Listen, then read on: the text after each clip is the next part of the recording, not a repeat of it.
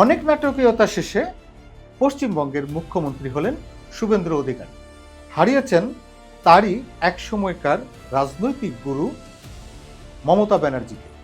গুরুবোধের বিদ্যায় গুরুকেই ধরাশায়ী করলেন শুভেন্দু অধিকারী। কিন্তু একদিনেই তিনি সফল হননি। নানান চড়াই উতরাই পেরিয়ে আজ তিনি সাফল্যের চূড়ায় উঠেছেন। শুভেন্দু অধিকারীর রাজনৈতিক উত্থান পশ্চিমবঙ্গের সাম্প্রতিক রাজনীতির এক গুরুত্বপূর্ণ ও নাটকীয় অধ্যায়। তিনি একসময় তৃণমূল কংগ্রেসের অন্যতম শক্তিশালী নেতা হিসেবে ছিলেন। পরে দলবদল করে বিজেপির মুখ্য মুখ হয়ে ওঠেন। রাজনৈতিক পরিবার ও রাজনৈতিক পথে যাত্রা শুরু। শুভেন্দু অধিকারীর জন্ম এক রাজনৈতিক পরিবারে। তার বাবা শিশির অধিকারী দীর্ঘদিনের সংসদ সদস্য ছিলেন। এই পারিবারিক পটভূমি তাকে রাজনীতিতে প্রবেশের সহায়তা করে। তিনি শুরুতে কংগ্রেসের সঙ্গে যুক্ত ছিলেন, পরে তৃণমূল কংগ্রেসে যোগ দেন। তৃণমূল কংগ্রেসে উত্থান। তৃণমূল কংগ্রেসে যোগ দিয়ে শুভেন্দু অধিকারী নিজেকে একজন দক্ষ সংগঠক হিসেবে প্রতিষ্ঠিত করেন। বিশেষ করে পূর্ব মেদিনীপুর অঞ্চলে তার শক্ত ঘাঁটি গড়ে ওঠে। নন্দীগ্রাম আন্দোলনে ভূমিকা। তার রাজনৈতিক ক্যারিয়ারে সবচেয়ে বড় টার্নিং পয়েন্ট হয় নন্দীগ্রাম আন্দোলন।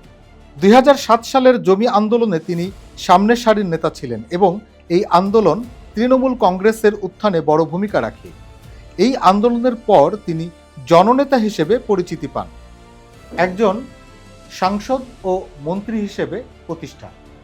তিনি লোকসভায় নির্বাচিত হন এবং পরে রাজ্য সরকারের গুরুত্বপূর্ণ মন্ত্রী হন। বিশেষ করে পরিবহন ও প্রশাসনিক দপ্তরে তার প্রভাব ছিল। তৃণমূল থেকে শুভেন্দু অধিকারীর দূরত্ব।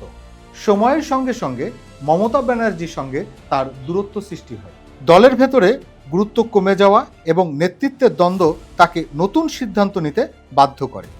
বিজেপিতে যোগদান ও বড় চ্যালেঞ্জ।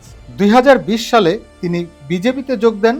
এই পদক্ষেপ পশ্চিমবঙ্গের রাজনীতিতে বড় আলোড়ন সৃষ্টি করে। 2021 সালে নির্বাচন এবং নন্দীগ্রাম জয়।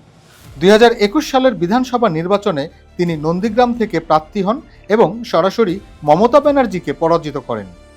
এটি ছিল তার রাজনৈতিক জীবনে সবচেয়ে বড় সাফল্য।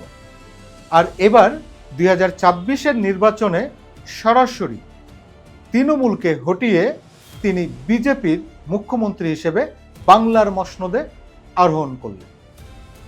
Ruhul Amin, desk report, infinity Bangla.